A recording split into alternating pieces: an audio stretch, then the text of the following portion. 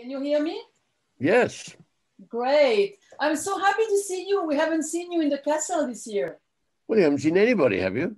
Yeah. You saw lots of people, just not me. Yeah, not the English people, because they had to have the quarantine if they had to go back to UK. Yes. So how are you living this very difficult time? Well, I've been vaccinated. Oh, so you feel good? Well, I feel the same as before, but it's a great relief to be vaccinated. And then the best thing is I actually went to work today. Okay, that's great. And you're going to shoot next week, right? Shoot next week, yeah. And, yes. Is it going to be in UK? In London, yeah. London. No, absolutely. Okay. I can't believe we're going back to work. It's wonderful. Oh, yeah, it's great. We're so happy. And that also means that we are going to have soon something else to screen of your work. It's these 10-minute films. I made them 2 or 3 years. I made some 2 or 3 years ago, and we're now doing a second lot. Okay, for the same series? Same writer, yeah. Okay. My friend Nick Hornby. They're very, very good fun. Oh, that's great. So can you see everybody, or you can just... I can see 6 people. There are 50 people, so you can move up. There is a narrow up, I think, and you can see everybody. Hang on. People from all over the world, you have them. You can put gallery as a display up on the right, I think. If you put gallery, you have everybody. There's more people. Yes, 50 at least. My God. How will I know who's talking? Yeah, so, and they will all be able to talk Somebody's to you. waving at me very nicely. Can you see that? Yes. Good. So they are all from all over the world, and when they will ask a question, I will ask them to just say at least their name and where they come from, so they can see if they come from New York, Los Angeles, Bogota, and everything. I guess I will just begin to ask you one question, and then I will open that for everyone else. Sure. So one of the main questions that I hear when people talk about your work is that they are always very astonished to see that you can travel from cinema to TV to cinema again, and that you feel as it is in one media or in the other one. So I just wanted to know if your choice depends on what the project you get, or if you think that there is a media that is more for some kind of story or not. Or how do you choose? Well, in the end, I have to have material that I like and that I find interesting. But there are things where you think it's more appropriate to make it for television. Maybe now that's everything. And I guess, there are things that you think, no, this will be all right in the cinema, but now the money is so short in the cinema, it's I guess just got harder. I'm very pragmatic about it, very straightforward about it. And also, it kind of depends where the material comes from. I know where people are, certainly in England and actually in America. I know where they are. So it's not particularly complicated. Do you have a preference? No. No. You don't mind one media or the other one? I don't mind. Curious enough, in the last few years, I've made 2 3-hour, what do you call them, miniseries. I did think, perhaps I'm rather suited to this length. I like the length very much. Like 3 episodes, like the quiz and the Very English Scandal? The English Scandal had 3 episodes. Quiz had 3 episodes. I thought, this is rather well thought out, and it shapes itself very naturally. Ready to ask a question? And more importantly, where are they? Well, yes, and where you are, because I know you like that. Puis, okay, puis, yes. Ask a question. Hi, Stephen. We met in 2014 at the castle. Great to see you again. I'm in Spain. I'm in Valencia, Spain. You're in Valencia? Yeah. Very nice. Are you locked down? We are in lockdown. We are in soft lockdown. So still we can go out, go to the beach, but we cannot go to other communities in Spain. Oh my God. Yeah, it's tricky. Yeah. You're freer than us. Our restaurant's open. Our restaurant, no. Our restaurants close at 5 p.m. Yeah. But you have lunch with somebody. Well, but exactly. You'll have had a 3-hour lunch by then. Yeah. But yeah, I've seen that you were in pre-production of The Lost King with your friend Steve Coogan, which is film. How is it going with the pandemic? Are you being able to pre-produce it? Well, we're not supposed to shoot it until April or May. Nothing has gone wrong yet. Okay. I mean, I'm supposed to go when I finish what I'm doing in 3 or 4 weeks' time, I'm supposed to go and look at locations in Scotland. And Scotland is closed down. And I have no idea if we'll be allowed to. What is it about? The Lost King of Scotland? It's about the woman who found the body of King Richard III under a car park in a provincial town in England. So it's at the same time ridiculous and somehow part of Britain's history. Just what you like. Yeah, fabulous. So it's the same team as the one of Philomena, right? I mean, yes. Jeff Pope and yes. More or less, yeah. Okay. Yeah. Louis and Mark, you have a question, I see. We're coming from Los Angeles, which is in total lockdown. My God. Oh, it's horrible. I have a son in Los Angeles. He says it's terrible. It's terrible. I'm sorry. You know, I was there. I met you in 2006, believe it or not, ages ago. And I had a question then that I regret. I sat and had fondue with you. And I regret that I didn't ask it at the time, but I'm going to ask it now. It's about the grifters. Yes. And the casting of the grifters, because I understand at one time Cher was to play the Annette Bening. As wonderful as Annette Bening is, there is a physical affinity between Cher and Angelica Houston, which would, I think, underscore the sort of sexual tension underneath. Yes. And I wondered, I don't want to put you on the spot about this, but how did that change? How did it change? Well, the truth is it wasn't quite the way I remember meeting with Cher. I'd seen a rough cut of, what was it called, Moonstruck, and thought she was really good. And I went to meet her and liked her very much. But then I can't even remember if we offered it to her, but I simply can't remember. But then the film took a long time to cast, and it went through several casts for reasons that I didn't really understand. Or I thought I'd just made Dangerous Liaisons. So I thought, well, I can see these people like me and they want me to make a film. At the same time, they're trying to decide who to give me. And it seemed to me, it was only partly my own. I would be given some actors and actresses. I always had John, and I would be given actors and actresses. And so it went through 2 or 3 cast lists. Through 2 or 3 times we thought we'd cast it. I remember there was a cast with Melanie Griffiths and Gina Davis. Then in the end, I remember sitting in a room and Sissy Spacek coming to see me. And I said, with Scorsese, and I said, well, she'd be very good. And then Angelica turned up and somehow the conversation, that was the end of it. But it was as though a decision was being made that I was only partly involved in. I was a passive person. They was deciding who to give me. Now, you can't have Cher. She's too famous and too valuable. But you can have these people. And of course, these people were very, very talented. And then Annette I think she'd done, she'd done Valmont by then. Very interesting. But I thought when I'd heard about Cher and Angelica Houston, there's a sort of, the subtext of, No, they were always, I hope, sensible ideas, sensible combinations. But Annette Bening is stunning. So she is brilliant. She was going to be in the thing I'm doing now, but it involved coming to England, and I think she said, look, I have to stay and look after my husband.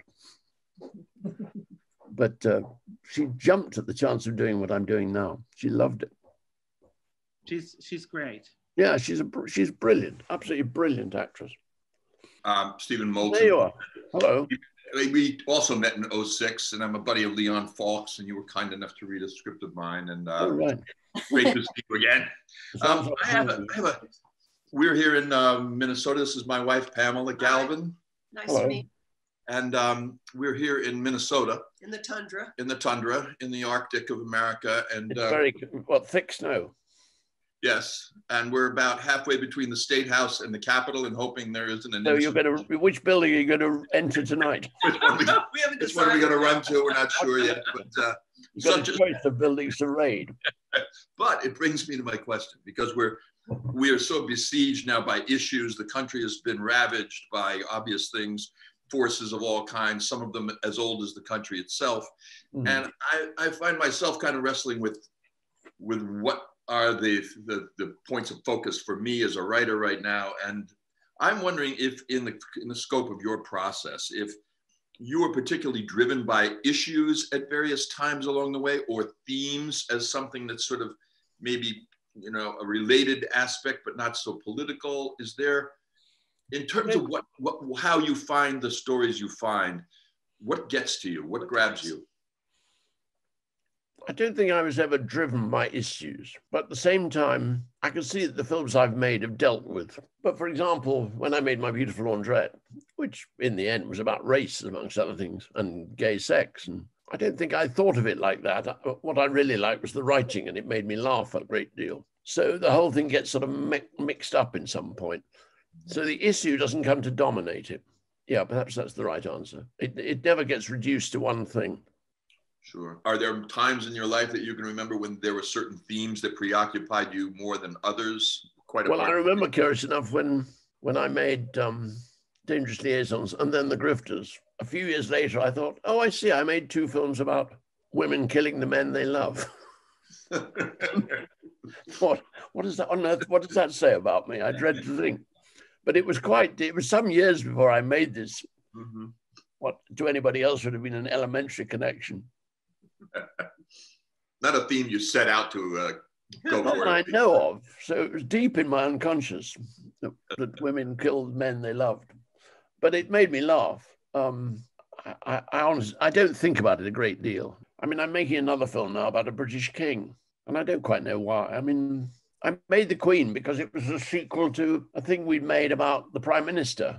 And then the Queen turned into this sort of, you know, you can't do anything in Britain now that isn't about the Queen. But it wasn't my intention at all. And when we decided to make it, people weren't terribly interested. It was only when they saw the film that they thought, oh, this was really interesting. And I always give the writer, Peter Morgan, credit for, they asked him to write a film about Diana's death. And he came back and said, there isn't a story there. The most interesting character is the Queen. And I always think that was very clever of him. So, I mean, I can see it's a rather disappointing answer that I'm not driven. Not at all. No, it's just an insight into your process. Yes. And Stephen, when you love a script and when you're shooting, you're very often having the writer on set. I mean, I was with the writer the whole day today, rewriting what he's written. I mean, I love that bit. I love the mind of the writer, and I love the way he puts it all together. And he's technically very interesting in, you know, how you phrase things. It was a lovely day just watching him answer questions. Hello, Stephen, and I'm in Paris. Can I just say thank you for Philomena and the focus it helped bring to the mother children's homes in Ireland. They did something last week. They apologized. The government apologized. They apologized. They put out a huge report and they apologized, but the report apparently, according to the survivors, is very unsatisfactory. Yes. And they're not terribly impressed with the apology. Mm-hmm. But anyway, it's a terrible story. Oh, it's and more and more is coming out, and it just gets more appalling. Yes, terrible story. But anyway, I was just going to ask you more about your process of working with writers, and at what stages do you generally come in on a screenplay, and how much do you, depending on the writer, how much would you redraft or redraft with them? Well, I'm not a writer, so I can't write anything. Yeah. But I remember on Philomena, they came to me with a script and I was quite sort of, you know, I was half interested. And I think they went through 2 or 3 more drafts. And I kept saying, well, if. And I know it made Steve very cross. He kept saying, we've got the money. And I said, well, that's what the problem is. You're going to make it. And then, anyway, at a certain point, I agreed to make it. And then I remember we had a reading of it. And I said, well, these kind of films, they turn round. At this point, it should turn round. Okay. And I was thinking of American comedies. And I didn't quite know what I meant. But Judi Dench, at a read-through, said, it goes soft here, and pointed to the exact same spot. And the boys tried to knock something up, which dealt with that. And I shot it. I cut it. And as soon as I cut it, I thought, the problem was why she stayed in America. And as soon as I saw the film, I thought, I see, the only person who can persuade her to stay in America is herself. And then we knew what to do. Right. Just some of those ifs that you were talking about, what were those ifs that what kind of issues were you saying? It's character, it's structure, it's... I have no idea. Just, it was just slightly lack of... I guess there were always very good bits to it, but it didn't add up in some way. And also, it didn't move towards the end. In the end, I reshot the scene, or I shot an extra bit in the scene with the old nun. I reshot Judy hearing what the old nun said. It was in the original script, she didn't hear it, she just appeared, and I couldn't make that work. And then I did an extra shot where she walks and you can hear the voice saying certain things, and that made it all work. Instinctively feel uncomfortable, and then if you're lucky, you work it out.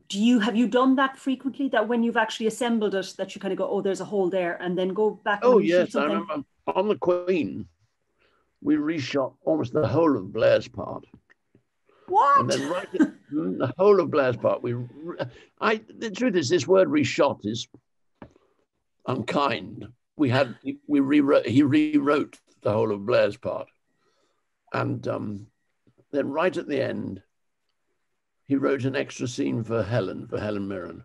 And it included the bit where Blair says to you, you were very young when you became Queen. And the Queen says, yes, just a girl. And when she did it, I thought, oh, you'll get the Oscar. So in a sense, we had to find our way to the very line that the audience wanted to hear. And then we were lucky. I can't remember if we saved the money or we bullied someone. Anyway, we got the extra day's shooting. And got Helen the Oscar. Okay, that's very interesting. Thanks. So Marina Tomé, you have a question? You can say. Hi. Marina would like to know how you work with your actors. Do you rehearse before the shooting? Do you like actors to improvise on the set? Or do they follow only what's written on the script? I have no talent for improvisation. I take a lot of trouble over what the writer has written. But today I spent the day with the actors who are going to do what I'm about to shoot. And they were reading it and asking questions and working very, very hard. And now I'll leave them. Tomorrow they'll work it out themselves. And maybe I'll see them again later in the week. I think they have to do the work. I mean, I can't do it for them, and I'm not clever enough. And I'm not sure that I'm terribly interested in how they get to their performances. I just want them to turn up and be brilliant. About the casting, because we're in the subject, about the casting, is it clear to you directly when you're reading a script, or do you really have a long casting you choose through different? No, I take a lot of trouble casting people. Okay, because your casting are always so wonderful. Well, at a certain point, it makes sense. If it doesn't make sense, it's ridiculous. Hi, I'm Sharon Saboyle. I'm in LA.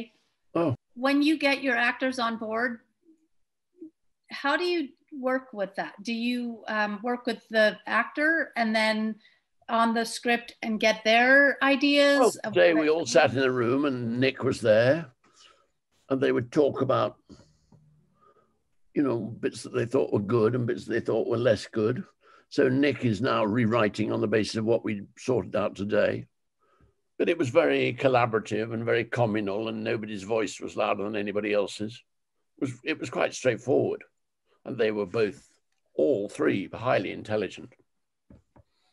So especially if it's a period piece, do you do research on it as well, or you just go off the script? What do you mean go off? I go off, well, I remember when I went to Paris to do liaison, and they used to take me around the chateau, and I hadn't a clue what they were talking about. I mean, I was so out of my depth. And then one day, the designer came and told me how to make the film, basically. And he was absolutely right. But he said, well, you do this, and then I'll build you a corridor. He has to go past her bedroom, so I'll build you a corridor that does that. And then, look, this woman is the most important woman in the film, so we'll give her the largest house. He answered very simple questions, and they were absolutely the right questions. So you learn, but what I thought, well, I'll do the bits I can do, which I can cast it well, and I can do some of the sort of human stuff. So I didn't sit around worrying about the chateau. I just believed what I was told. Or I conducted a conversation with the designer, the writer, the cameraman. All you do is endlessly talk to these people. Yeah. Beautiful. so when projects come to you, is that through your agent, or at this point is it just friends and people you've worked with before? Well, I get a lot through my agents, and I get them through friends. I mean, the thing I'm doing now, I did the first series, so it's like a franchise. We did the first series 3 or 4 years ago, and they've come back to me. But I'm not surprised they've come. If I was there, they might have come back to me. So, but they're friends, and the film I'm going to make, the Richard III film, that's come through friends. So I don't know. So it sort of sorts itself out. Yeah. Celeste would like to know, who are the filmmakers that you really find interesting today? Today, I am very, very old, so I apologize. I like the Chinese-American woman who made a film called The Rider. I thought that was wonderful. No? And who's just made a film with, the actress who's married to one of the Coen brothers, Francie McDormand. I like them. I like her very much. I like the French director Jacques Audiard very much. So, so do you often go to the cinema? Oh, I used to go a lot, yes. I like going to the cinema very much. Mm. But now they're all shut, and I like it when there are good films to see. So I'm pretty difficult. So no pandemic and plenty of decent films. So Nathalie Asher, you have a question also. Yes. Hello, Stephen. I'm Natalie, and I'm in Paris. I really love your movies. I've seen so many of them. And I'm also interested in the way you use London as a character, because, you know, in your very first feature films, you'll, for example, Pick Up Your Ears and My Beautiful Laundrette, it's more inside, you know, locations. And in The Queen, it's different. In Dirty Pretty Things also, it's different. And I would like to know if you feel that London has changed, and if there's a will from you to also to include London as a character, and if you also identify your films with London somehow. In the course of my lifetime, I mean, Britain's become a much more interesting country. I mean, Brexit is such a tragedy because it's people trying to go back to a time when England was really uninteresting. So as London became more multicultural, it became more interesting. And now these imbeciles have tried to turn the clock back. But that was principally what it became, multicultural. And I could see that a lot of people didn't like it, but I did. So in answer to your question, I don't set out deliberately, but when you say it, it doesn't surprise me. I mean, it is a very interesting city, but then so is Paris. But it was to do with a much more complex answer, to do with the rise of multiculturalism. But Brexit will make it duller again. Yeah, and also I want to steal Nana's question, because she said that you did a lot of movies dealing with royalty. So is it something you're really keen on also? The royalty, I hate them. Okay. I'm not a remotely supporter of them, but I would happily cut their heads off. But I could read that from your interviews, but I was just wondering whether you find it. You said that the Queen was a way more interesting character than Diana, for example. But the Queen is peculiarly interesting because she shouldn't be as interesting as she is. I never found Diana very interesting, but anyone who's, I think they have horrible lives. So as it were, anyone who has such a horrible, repressed life is quite interesting. But I wouldn't want to be any of them. Okay. Prince Charles is the most privileged person in the kingdom and the least privileged person at the same time. The things that we all take for granted, like being loved by your mother, he didn't have any of that. And do you think that to shoot the Queen, you have to take her from distance then? Because this is what you do in the Queen. No? Well, you have to take her from a distance because you're not allowed. Yeah. You can't get close. I mean, I don't know. It's what somebody said. If you lick a stamp, it's got a head to picture the Queen. I mean, the Queen's just been part of my life since she got married since 47, I think, when she got married, or maybe 49. Anyway, so the Queen's been in my life nearly as, longer than my mother was, or No, it's just daft, really. And God knows what will happen when she dies. Okay, thank you very much. Thank you. From Fabrice Passeboc, France, he would like to know what brought you to direct Victoria and Abdul, and how did you heard about that friendship story? Well, I was sent the script. First part of the script was absolutely brilliant. I said, look, this is brilliant, but then it just collapses. Then they went away and rewrote it. First part was brilliant, and then it collapsed again. And then when they came to the third draft, I just thought, oh, all right, I'll do it. I'm not sure I shouldn't have said this also collapses. I don't know. Sentimentality. Judy. Okay, Ibra, you have a question too. How was your work with Daniel Day-Lewis on My Beautiful Laundrette? Now he's retired, but would you love to work with him again if he comes back? So long ago, I can hardly remember. I think sort of Dan got rather trapped in his life. And I remember I went to a Q&A of what was the last film we made with Paul Thomas Anderson, which I didn't like at all. And I remember thinking, well, I can see you've got rather trapped in your life, and I can see why you've retired. And I thought, I wonder if he was desperate to do The Laundrette, desperate. And I made him wait, which drove him mad. I thought, I wonder if I came up with a script as brilliant as The Laundrette, he would come out of retirement. But I also thought, I wonder if I would have the nerve to treat him as, I mean, to us, he wasn't famous in those days. So he was just Dan, this rather gloomy bloke, this rather gloomy, good-looking bloke. And I don't know if I would have the nerve to treat him like everybody else. In other words, it all became so focused on him that it would have driven anybody bananas. Mm.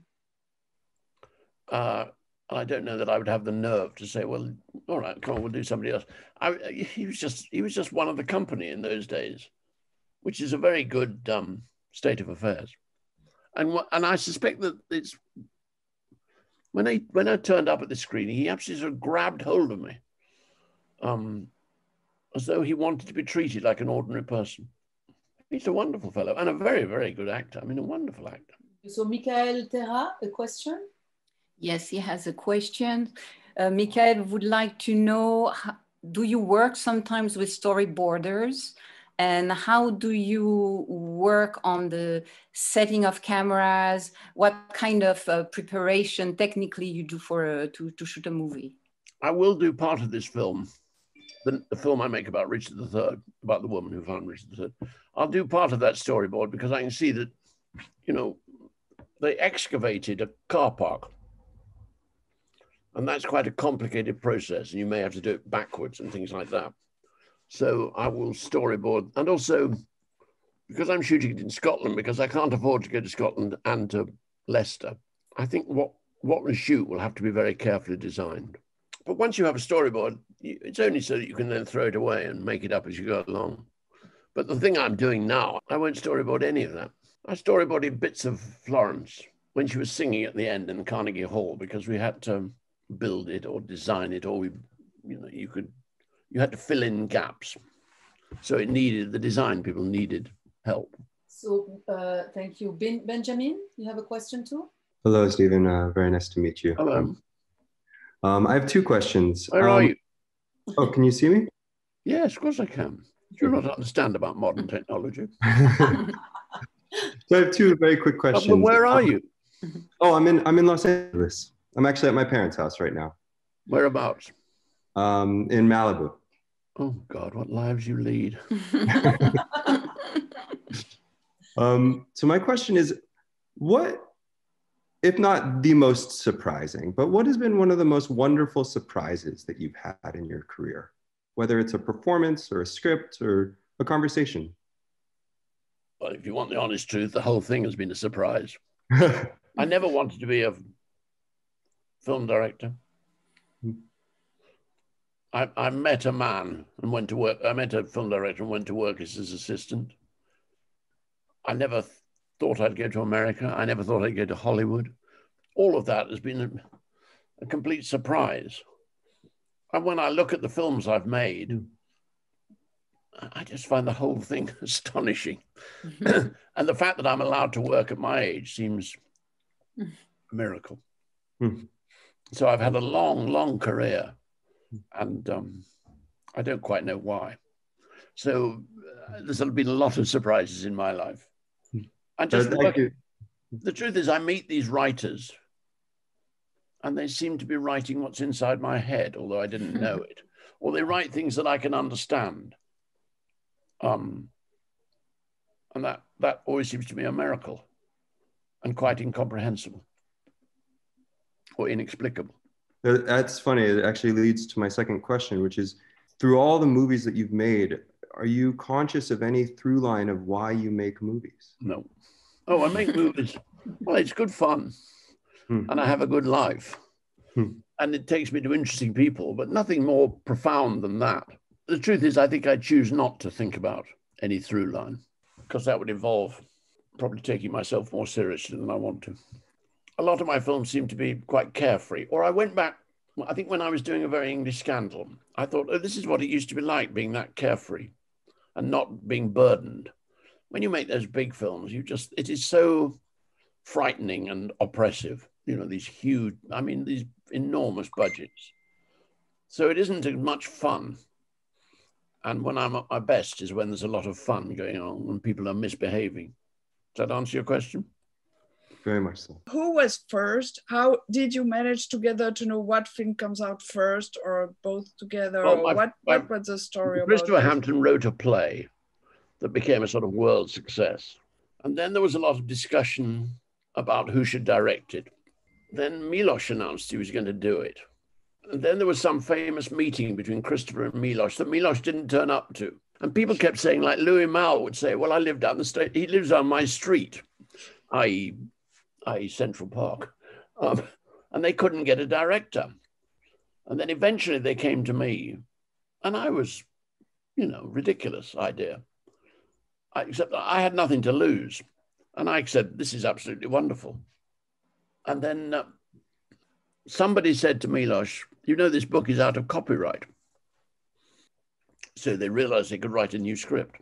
They could start again. It's all to do with, Christopher wrote a play in which Valmont and the Marquise meet, which of course they don't in the Leclos novel.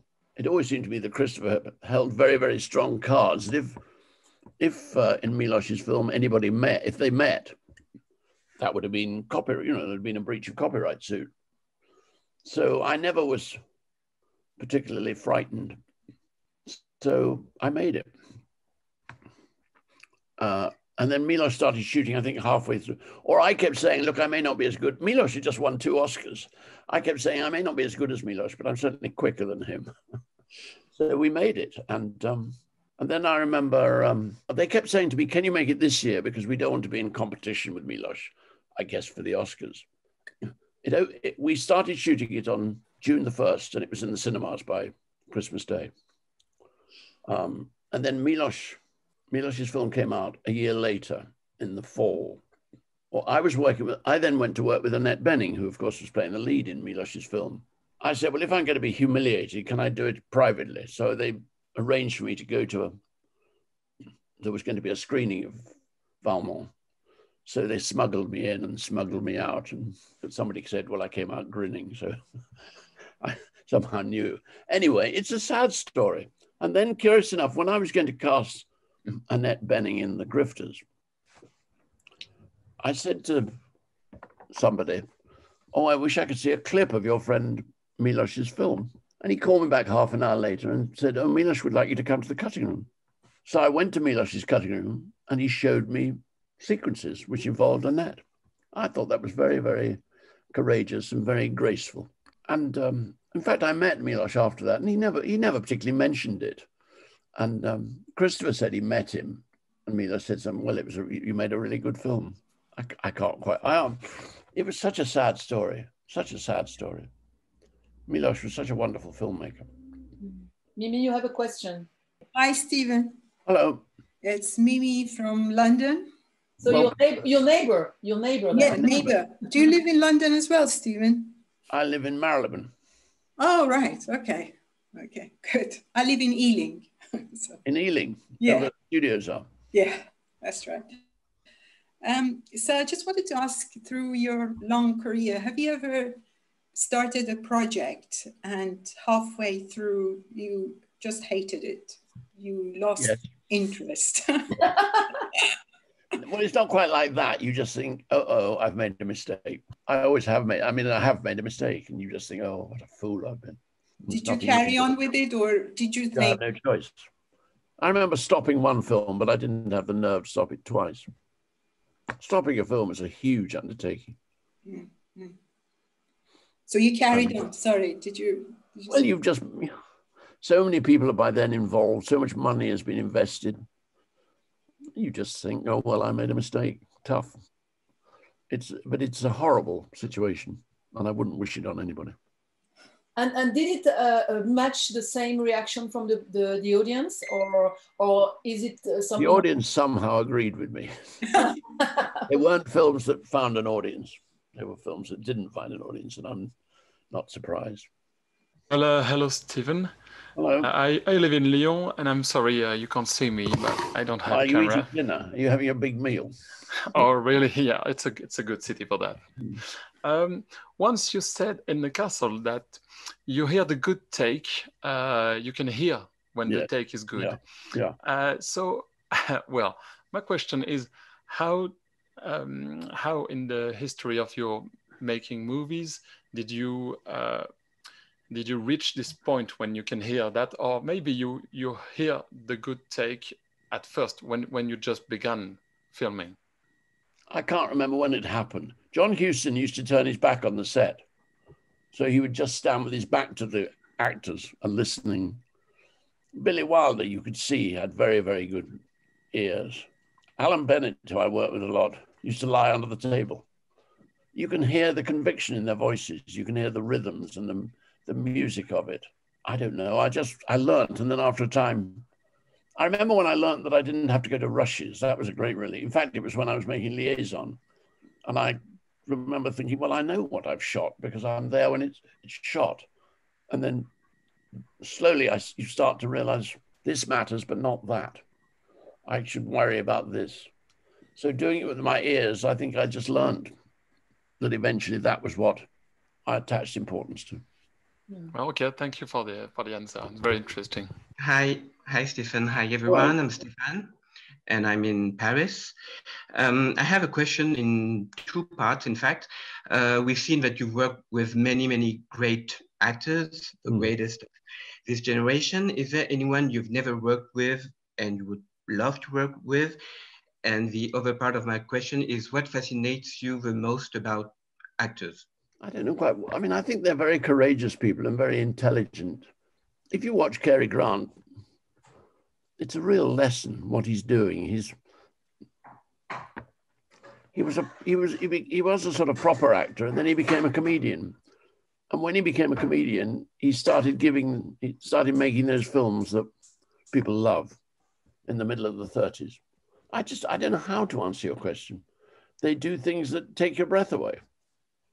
But I sat with two or three actors today, and I'm full of admiration for them, for their courage, their generosity. The other day I saw a film called Ma Rainey's Black Bottom, and there was a black actor in it and then I discovered, or I came to realize, that he was the bloke who died, who was in Black Panther, a film I found incomprehensible. But I can't now remember what his name was, but he was just dazzling. What's his name? Who's the man who died last year? Maybe Chadwick Boseman. Chadwick Boseman, yeah. I just thought, my God, you're fantastic. He was so stunning looking. So what is the future for good scripts? Well, I've never been very optimistic, but I've always found good scripts. I mean, I think that's all that matters is if you get a good script, you're okay. If you get a good script, you're probably okay. You can generally get actors because they can smell when the script is good. So I'm not particularly optimistic. I think things will be worse. But then somebody will make a heroic film. So Piri, you still have a question? Yes. First, just a note. I was doing some research on Cary Grant, and I knew that he moved from UK to US doing vaudeville first, and then he became an actor there. He decided to stay. Well, he joined the circus, didn't he? He became a tumbler. Yes. Yes. And then the circus went to America, and he went with it. Yeah. And stayed. And then gradually did more and more, and then he rocked and became a sort of more conventional actor. And then he turned out to be a comic genius. And my question was, do you have any project with Christopher Hampton? Any future projects with him? He's doing a lot of theater now. No, but I think about him a lot because he's such a good writer. And there's a book about Billy Wilder, and a friend of mine wrote a novel about Billy Wilder. And I think Christopher is going to adapt that. And I don't know if that's a good thing or a bad thing. But I think he's a he's a brilliant writer, Christopher. I have a question too, and it intrigues me. I know you're working a lot with actors and to direct them, and I think that's something very important in your movies. How did you manage to direct Sergi Lopez, who was speaking Spanish and not speaking English, and you were not speaking Spanish? Somebody, there must have been someone there teaching him English. He could, but I can't now remember who it was. Mm-hmm. And then he was like a musician. So you could conduct him like down a bit, a little bit more worked up. I forget now. He was such a wonderful man. Yes, and you managed to direct him even if you had in the wrong language. Yeah, he was a wonderful man. That's great. So Marina, you also have a question, I think, Marina? Marina got a question. She would like to know what kind of advice would you give to a young director? Make a film. There is no other advice. If you make a film, then make another one. If you make a film, if it's any good, people will want you to do more films. Make a film, nothing else matters. You can go round and round, but making a film is all that matters. That's great. And finish it. Do you think it's difficult to accompany your movie once it's done? Because you always struck me as being more interested by your very last movies and already projecting yourself in the next one. So is it for you, you're wasting time when you're going back to what you've done, or you like to do that? No, I don't watch them. No. Too depressing. Well, you either think, oh, I could do it then, or it would seem to be asking for trouble. So I don't watch them, no. Occasionally I see them by a sort of surprise, but I don't look for them. And you don't mind to go and not defend them, but talk about them? You don't mind doing that? Because that's something which... Well, if I can remember them. Some of the questions now, I could hardly remember the films I'd made. But you had like, when people are asking you, I saw an interview recently, when people ask you what is your favorite, if you really have to say, I have heard you often saying The Snapper. Oh, I love The Snapper, yeah, wonderful. That was the first movie I saw about you. Yes, no, it was such a wonderful piece of writing. Go back to the writing. Such an education. Discovering the Irish. I would like to know, in the Very English Scandal, Hugh Grant is very different as usual. So I sometimes I could hardly recognize him. I wanted to know for the transformation.